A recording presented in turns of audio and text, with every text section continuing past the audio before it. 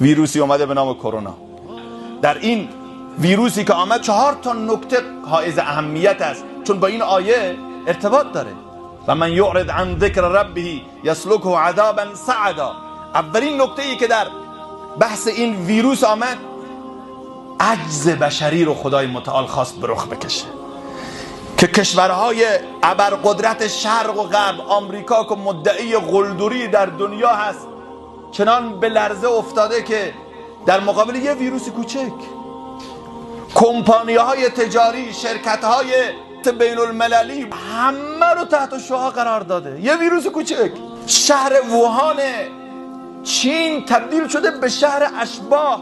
غیر از عبور آمبولانس ها دیگه ترددی وجود نداره. یک شهری که اون همه جمعیت داره، جمعیت میلیونی، احد الناسی از خونه بیرون نمیرن، 11 میلیون جمعیت، کسی پر نمیزنه، مرغی.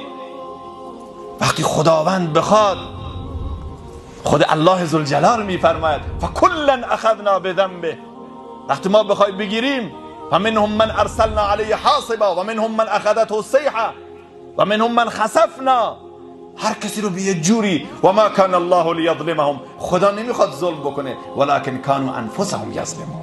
یه دوم که در این ویروس، شیوع این ویروس قابل توجه بود، من فکر میکنم اگرچه که ما هرگز خوشحالی نمی کنیم، جدا ناراحتیم، ولیکن خدای متعال خواست به حکومت چین یه درس بده. ظلمی که حکومت چین بر مسلمانای اویغور و ترکستان کرد در تاریخ بی سابقه، یا حداقل بگیم کم سابقه بود. خوندید یا شنیدید؟ ما متاسفانه که مشکلات جوانای ما این است که نسبت به پیرامون خودشون کاملا بی تفاوتن. آمده بودن بعضی از دوستان تعریف میکردن در ماه مبارک رمضان فرزندان مسلمان رو به زور شراب میخورندن. علما و ائمه و پیشوایان دینی رو در ملأ عام میگفتن رقص کنن.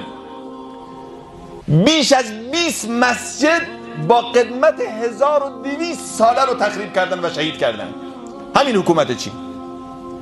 الکی نیست. شما حتما در اینترنت صدای اون خانم رو شنیدید که واقعا من نتونستم تا آخر اون کلیپ رو تماشا بکنم. اون زنی که بیان میکرد که ما رو هر روز صبح لخت مادرزاد چندین بار بشین پاشون میدادن، هدفشون هم نمیدونیم غیر از این که میخواستن عفت ما رو به حراج بذارن. زنان مسلمان رو به زور کشف حجاب کردن.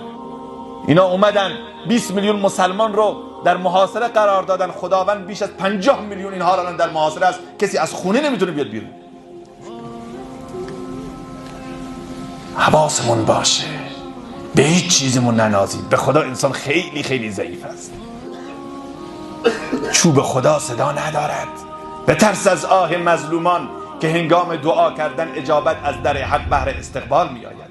من عرض کردم من این را رو به عنوان خوشحالی از اینکه این اتفاق افتاده نمیگم، ولیکن این یک درس، یک هشدار، یک زنگ خطر است که های دولت مردان دنیا، آی کسانی که بر اریکه قدرت نشستید و تجهیزات نظامی و سیستماتیکی خودتون رو به رخ عالم کشیدید و از هواپیماها و تجهیزات مدرن جنگی حرف میزنید، از موشک‌های فلان، این رو بدانید که خدای عزوجل چنان قدرتی دارد که لازم نیست از آسمان سنگ ببارد و آتش فرا بریزد. نه، خدای متعال قادر است با یه ویروس کوچک موشک شما رو نذاره تکون بخوره. پزشکان و متخصصین موندن